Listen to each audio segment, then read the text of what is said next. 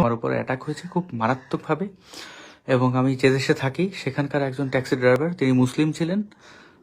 তিনি, আমার কাছে মনে হচ্ছে তিনি আমাকে চিনতে পেরেছেন এবং তিনি প্রথমে বুঝতে পারেননি, হয়তো বা বুঝেননি বা আমাকে বোঝাতে দেননি। মাঝপথে তিনি আমাকে নামিয়ে দিতে চেয়েছিলেন। আর এই ঠোঁট ফাটিয়ে ফেলেছেন, হাতে দেখতে পাচ্ছেন দাগ, এই ডান হাতে আমি প্রচন্ড পরিমাণে ব্যথা অনুভব করছি। আমি যে দেশে থাকি, আমি নামটা এখন এই মুহূর্তে বলছি না নিরাপত্তার কারণে।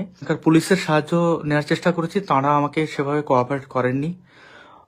বলেছেন সকালবেলা গিয়ে, মানে আপনি তো মরে যাননি, তাদের বক্তব্য ছিল এটা, মাথা তো ফাটেনি। কিন্তু আমি কিভাবে ফাইট করে আমি নিজেকে বাঁচিয়েছি, আমি বেঁচে আছি, এটা আমার কাছে মনে হচ্ছে আমি অনেক আমি আমি আমি খুব হ্যাপি আমি বেঁচে আছি। ঘটনাটা ঘটেছে এখন থেকে 3 ঘন্টা আগে এবং আমি দুবার লাইভ করার চেষ্টা করেছি। আমি তারপরও ফিজিক্যালি অ্যাক্টিভ ছিলাম না।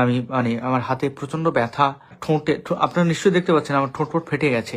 কোনোভাবে বুঝতে পারিনি। তার নামটা ছিল শুধু এস এবং কে। এসকে দিয়ে কিছু বোঝা যায় না।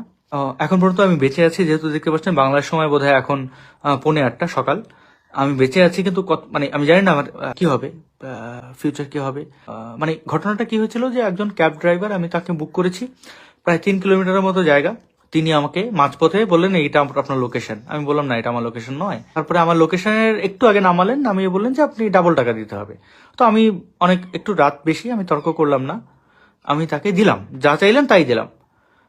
দেয়ার জাস্ট 2-3 সেকেন্ড পরে দেখলাম উনি আতর্কিত আমাকে আক্রমণ করলেন। এটা পুরোপুরি আনএক্সপেক্টেড ছিল। আমি নিজেকে প্রোটেক্ট করার চেষ্টা করলাম এবং বোধহয় ডান হাতটা ভেঙে গেছে এবং এখানে দেখতে পাচ্ছেন যে কেটে ফেটে গেছে, ঠোঁট ফেটে গেছে। আমি বুঝতে পারছি না, ট্রমাটাইজড। আমাদের তো অনেক সম্ভাবনা মেরে ফেলা হয়েছে। আমি যে বেঁচে আছি বা বেঁচে থাকতে পারবো বা আমি বুঝতে পারছিলাম না আসলে কেউ তার কোনো কিছু নিয়ে আক্রমণ করলে সেটা বলে কয়ে করে না। তো তার হাতে আসলে কি ছিল আমি তো জানি না, কিন্তু আমি তাকে ধাক্কা ফাক্কা মেরে আমি কোনো